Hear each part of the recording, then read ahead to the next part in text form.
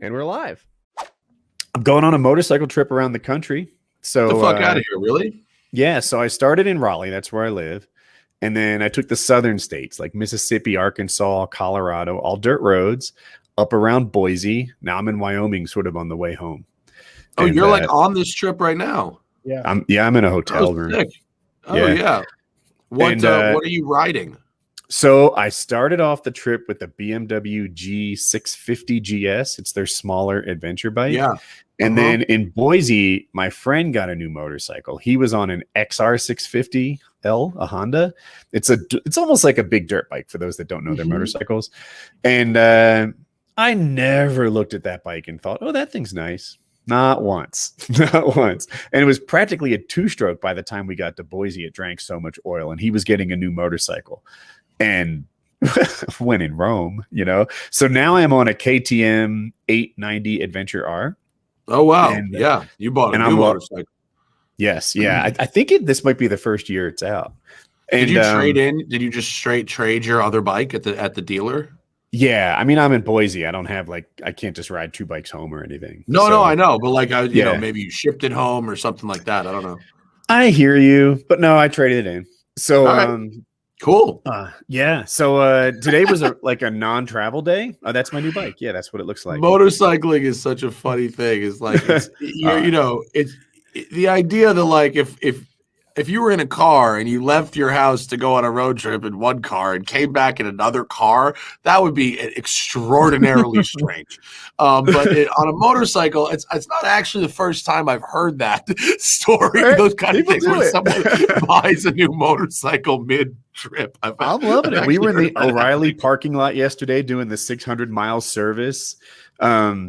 Oh my God. It's been cool. Today it was a non-travel day. I had to wait for you're riding off-road?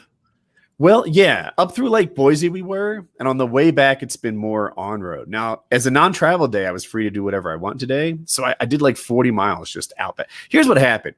The Harley You rode your motorcycle on your non-motorcycling day? I like it. Yeah, so I use this Harley dealership as a place to drop ship because you hardly know where you're going to be a week out. And I needed some rain gear. So they had a Pan America there that you could demo. That's their new adventure. Yeah. Yeah. And I had to go on it. Yeah. Oh, all right. So we'll circle back. Go ahead. You first. I was like, dude, so you just let people ride this? And they're like, yeah. And they think I'm the super experienced rider because I'm on this trip. And so I took it out. I took it 9 miles up the road, and then there was an off-road thing. I went to the top of this mountain, and I'm in Wyoming. You can see forever. It's just high desert. All the plants are 18 inches tall. And that's how they sell bikes. If it was a fucking day later, you might have been riding a Harley right now instead of riding a KTM. You're a smart man. Yeah. The Harley, it could have been that one. It was I liked it. I liked it a lot. I think Harley has a winner on their hands. When I saw pictures of it on the internet, it didn't super appeal to me. But when I sat on it and rode it and took it off road and how much? Starts. I think it's in the high teens. It up to 22 or 23. I'm not looking to jump that deep. It's also a leader bike. It's not the first bike you'd want to get. It's a big. No, I wouldn't have it as a first motorcycle. But I had it for 3 weeks, and I put about 1,000 miles on it, and it was fucking bitching. I mean, I was really impressed. If you took the stickers and the badges and stuff off of it, and it didn't say Harley on it, you just brought it somewhere. It could be an Aprilia, it could be a Moto Guzzi. I mean, it could be not quite a Ducati, but it could be any medium high level KTM, any medium high level adventure touring motorcycle. That is very nice. Yeah, so that's it has a very advanced engine. Let me talk for a second. So the one I drove, go ahead. No, it's cool. I'm just excited. So it has suspension. When you're parked, it's 2 inches shorter. And when you're going less than 5 miles an hour, it's 2 inches shorter, which is nice. It's cool to have your feet a little closer to the ground, a little lower center of gravity when you're getting on and off the bike or when you're at the gas station. But then when you're riding, and it gets taller. And that's a really neat thing. It has adjustable. I've never heard of a bike that had that. It has all the latest gadgets with navigation built into it and phone integration and stuff like that, like a car would. People think Harley is this laggard in technology, but I think they're off target there. What it is Harley customers are laggards in technology. So years ago, Harley was doing like the water-cooled modern bike. It didn't sell. So then Harley came out with a straight up electric motorcycle. It didn't sell. Now Harley has this Pan America thing, and it looks like it might sell. Everybody seems to love it. They may have a hit this time, but this idea that Harley is like stuck in their old ways. No, they just make those two so that they actually can turn a profit. Don't they make a lot less horsepower per like cc though, compared to like the old bikes do? But there's also different math involved on that. So the displacement is calculated differently with a cam in block motor versus an overhead cam motor, in the same way that like a Corvette and a Mustang has dual overhead cam, Corvette has cam in block. The displacements aren't quite one-to-one. And yeah, you just when you go, oh well, the Corvette makes 600 and it makes 495 with 6.2 liters, and the Mustang makes 526 with 5.2 liters. Therefore, and it's like, well, the calculation for displacement, because when you have dual overhead cam, there's physically like more room in the head. So it's like it's different, like how it works. But go on with Panamera. Sorry. Oh, it makes sense. But anyway, yeah. So Harley's doing a lot of high tech stuff. If we can just get Harley customers to buy the high tech stuff too, then they can change their reputation. But yeah, it was a really cool bike. And then afterwards, I like these trails so much, I took my own bike up there, and my bike is more off-road capable than the Pan America. So I was like, all right, we're going to go from these dirt roads to these like 2-track. And then the 2-track got so thinned out that it was basically like, I'm not sure if I'm on the trail anymore. And then I'm clearly not on the trail anymore. And I can't find the trail behind me. Like turning around is barely an option. But I have a GPS and there's these brown lines in front of me. So I'm like, well, I'll go to the roads and then I'll just not be lost. And it's like, I don't know what they're talking about. And I go to the next one and then they're talking about dried out creek beds. These aren't roads. This isn't civilization. I am just, there's no hope of finding where I came from. And I'm so lost. And there's like, oh, there's an actual road on the other side of that mountain. I need to do a hill climb that is hard for me. First attempt failed. And then I found a better line 10 feet over, made it, got to the top of that hill climb, found some 2-track, got back in. But I was like, I hadn't planned on doing this. I don't have any tools. I don't have any tire repair kits. I'm like 20 miles into this desert with like just the water I brought with me on my back. And it was a little concerning at its peak, but type 2 fun, man. I came back and like, that was fucking awesome. Like I was my wife has a saying, fun is best when it's over. So and then I found my way back, and I was just like loving my bike and how she got me out of trouble, and that was her first That's time cool, man. Yeah.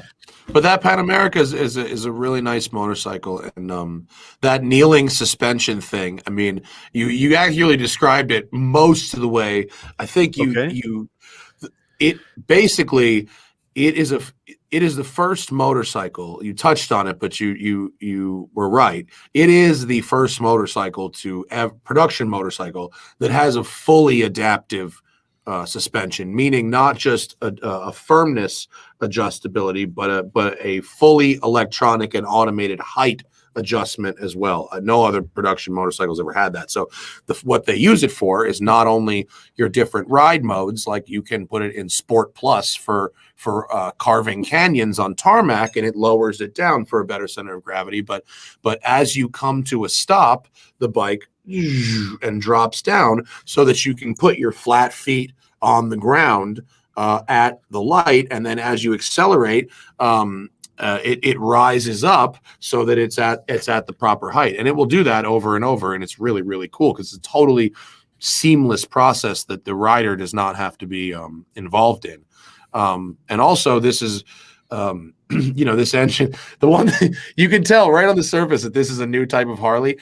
All those old school Harleys, like the Harleys, the engines are calculated in cubic inches.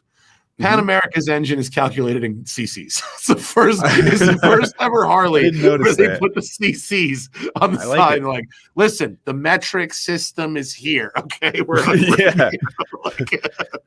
I wonder it's a lovely if the nuts and motorcycle bolts to are ride, metric. though. I don't know. I didn't check that one out. I didn't check that one out. But I do have a video review of it on my channon. Do you? Okay. Cool. Yeah, I really liked it. If anyone's interested in my freaking 12-mile review, I know he won 1,000.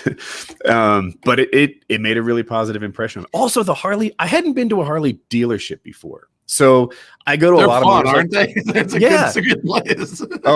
Remind me to tell my raincoat story. But I go to the Harley dealership and everyone's really nice. When I go to like a metric bike, like a Suzuki dealership or something, they're more like sales vultures. Like they're nice, but they're on you. If you say no, I'm just looking, the next guy's there 90 seconds later. They're just like all about that commission kind of service. The Harley dealership, they just seem sweet. They were interested in my ride.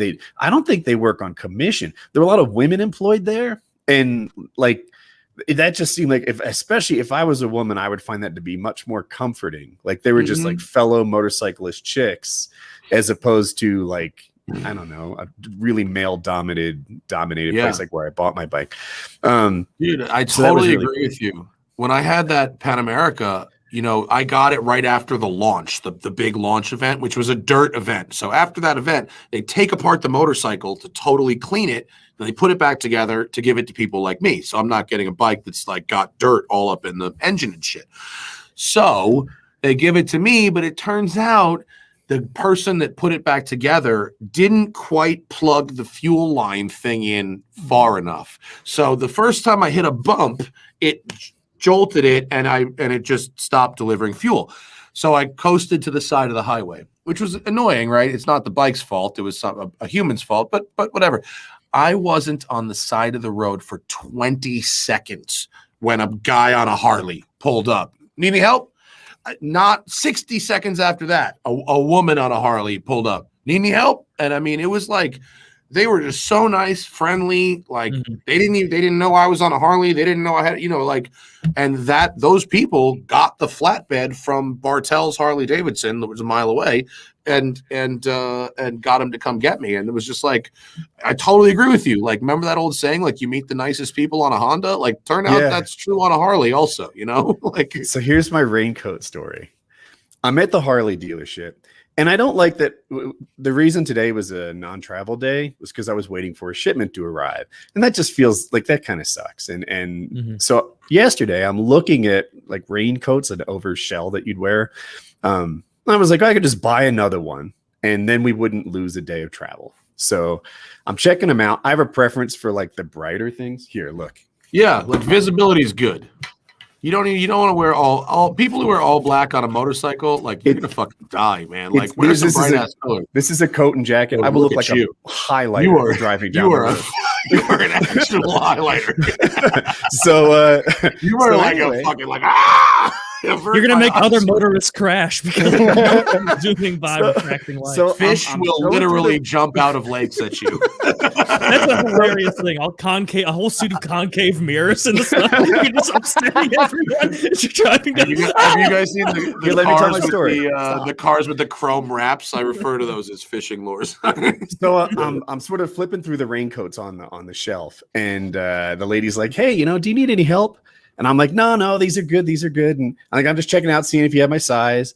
And they're orange, but they're just as bright. And she's like, are you sure you don't need a hand? And I'm like, I'm looking at women's clothing, aren't I? And she's like, yeah. That happens to me more than you might guess. Very good. Yeah, there's a picture of like one of those young like gymnasts from the Olympics standing there proudly on a poster. What is a 7? Who sizes clothes like that? Yeah, so it would be kind of cool and subversive if you continued your road trip on this Austrian KTM motorcycle, but wearing full Harley Davidson gear. That would kind of be fun and weird. You really were keep this close. Thinking. Yeah, that was it. Was orange. It said Harley on the back. I'm like, I don't care. Harley's cool. I'll wear it. So, but apparently it only comes nice people though, huh? Yeah, really nice people. And look, sure they work on commission or something, but they just didn't seem vulture-y like every other dealership I've ever been to. You know what? You know why I think that is? I think that people who set foot in that dealership already either are, Harleys are so different, and they're such in their own world, except Pan America accepted the old school Harleys. I don't think they have to try very hard. I think people come in there kind of knowing that they want to buy a motorcycle and it's going to be a Harley. They just don't know which one fits them. And I think that's probably good for them, Yeah. Oh, I am in the reddest state in the country, and I'm finding that entertaining, right? I walked into a diner, and like they sold T-shirts that said, "Guns are like potato chips. You can't have just one." Right. And there was flags all over the walls, 9/11 newspaper clippings framed, all sorts of patriot stuff, maybe some Trump stuff. It was just why post such an L? I know.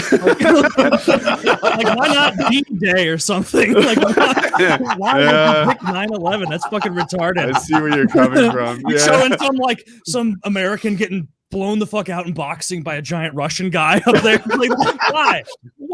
Like, that's at the Harley dealership, it said concealed carry is welcome. If the need arises, good marksmanship is appreciated. And I'm just like, this is, yeah. Whoa. Like, appreciated, not even required. Just appreciated. Like it's a totally neutral thing if you take out a bystander. Like it's like you do what you shouldn't have been standing so close to danger. Yeah. So I mean, I don't know. I like the traveling and traveling by motorcycle, man. Like, so I think that especially with my last bike where it was more dirty, you pull up, you're covered in mud, your bike's covered in mud, and you got luggage hanging off the side. Everybody talks to me. At this point, maybe I'm an asshole. I'm almost trying to be unapproachable because it's like, no, I'm your entertainment. What, do you need the story of my travels? I'm sure the highlighter outfit will help. Yeah, maybe that'll keep them away. I'm just kidding. People will leave you alone, and bees will try to pollinate off. Yeah. Oh no, shit! That's that I don't know about on suits, but whenever I get a press car, like a car to test, and it's like yellow, I go, oh boy, fucking here we go, because that joint is a magnet for bugs. And when it gets real hot in California, like in the summer, you're going to film or something and you're up on a mountain, it's 105 degrees and that yellow paint is 150, 180 degrees. And these bugs just land on it and just instantly just like kind of sizzle. Flowers aren't hot. I didn't evolve for this. So gross. Yeah. They didn't teach me about Audis. Like, I didn't know it would get that hot. So it would just like melt bugs on, like, you just have a bunch of borderline melted bugs. Yeah. What do you do for communication and technology in your helmet when you're riding? Do you have anything? So we have Cardo systems, but we tend to he listens to music, I listen to an audiobook, and we do that all day. Do you find that you are still able to hear the world around you and appropriately focus on your riding while listening to things in your helmet? Yes, but keep in mind a lot of it's off-road. So there isn't like a ton of traffic like to pick up on or anything. Right.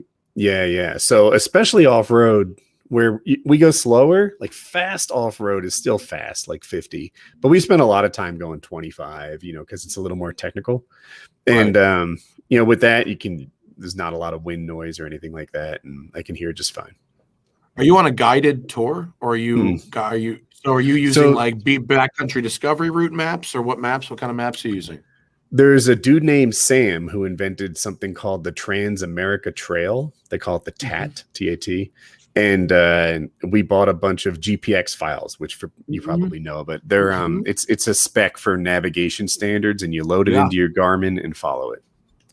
I've heard of that route. It's supposed to be very cool. I've done the other one, Butler motorcycle maps have the backcountry discovery routes. And it's the website is ridebdr.com. And they're basically a bunch of maps where you can ride across whole states off-road. And you can link a bunch of the routes together. But I've done Washington, Utah, Arizona, and California. And it's fun. Here's the map of the Trans-America Trail. Yeah. So this second one he showed is the current version, and it's the red line. So we kind of picked it up at the western part of North Carolina. Like we didn't go north or anything. And then, along the bottom, circles around Boise, and we're currently in Wyoming. Oh, great. So you took the loop clockwise then? Yeah, and apparently it's directional. Oh, yeah, it says all charts go clockwise. That's right. It says it right there. oh, yeah, it does, doesn't it? Yeah, I don't know why you couldn't run it the other way. I will say in Denver, maybe not Denver. I keep calling Colorado Denver, but in Colorado, it might be more difficult to go backwards. But 99% of the time, it's not that hard. Like it's a lot of dirt roads. Yeah. Same thing with what we do with the backcountry discovery route. Most of it is just fire road, and there are some sections that are more technical that are very clearly marked. And we do it in cars. We don't do it on motorcycles, and so we avoid the very technical sections in the cars because we're just unsure, and it doesn't really matter to me. But we just did the California one like a month ago in one of those 4x4 like Sprinter vans. The off-road sprinters that you kind of camp in. Sure. It was cool. It was a little less luxurious than I expected it to be. How so? Tell me more. Well, first off, the Sprinter itself is a fabulous piece of engineering. I mean, the 4x4 Sprinter, the powertrain, the suspension is very good. The seats and the dad, it really feels in a lot of ways like a Mercedes. When you're doing a lot of miles, that kind of stuff does matter compared to other vans, like the ProMaster, which is a very utilitarian van and feels kind of cheap when you're actually driving it, even though it's still just a box on wheels when you're building out an RV, right? But the living in the RV, it's fucking messy. It's so messy. Everything gets so dirty and messy, and it's really hard to keep things clean. What'd you do for bathroom? We stayed at campsites. The van that we had did not have a bathroom in it. And so it was us and another couple that was in like an F-150, and they liked to tent camp. And so we were staying at campsites. And in California, the California BDR route, you actually can't camp outside of campsites because most of it's in Death Valley National Park, which doesn't allow off, what do you call it? What do they call that? Camping? Scattered camping? Primitive is what I've heard. Primitive camping, right? Correct. Yeah, there you go. So, look, it just, I'm a sailor. I've done like sailboat stuff and yacht stuff, which it's the best. I mean, it's the best. I would love to talk about that, but we'll get to it. But it's not that. Let's just say van camping is not that. Okay. Yeah. But it is as expensive as that because these vans are $200,000. This trip, as much as I've loved it, like I'm having the time of my life. I feel emotionally wealthier. I am just I think my happiness is somewhat solar powered, and like I'm just out there in the sun sometimes. Like, oh, today I'm out there on a mountaintop on a dirt road. Like, no big deal. Just ride my motorcycle through heaven. What'd you do today? And like I'm loving it. On the other hand, back home, my wife is getting sadder by the day. My son is going bonkers, and he can't wait to watch Walking Dead with me again. My daughter, I try not to talk about her as much because people are weird, but she got a job and she's moved to Texas for right now. Oh, and great news. Yeah, so like it's just Jackie and Colin going crazy at home, barely keeping shit together. The pool turned green, then cloudy. You haven't been gone that long. The tractor's broken for some reason. And has it been used? Yes, George Foreman's father came and mowed while I was gone, and he hit a plumbing fixture and had to speed run learning plumbing to stop the leak, and then he got stuck in the mud. So now they got my $70,000 truck pulling my $30,000 tractor out of the mud. Like, this is going horribly for me. How many days have you been on the road? To the bumper, it just ripped it right off. So I've been on the road for 26 days so far. Oh, that's a lot of days. And how many Seemed days like remain? that? I'm sorry, it was the second half. How many days remain? Oh, 6. 6 or 7. 6? So it's the first now. I'm trying to get home on the 7th. Was that 6 or 7 days? I don't know. Yeah. So It's a fucking cool trip, man.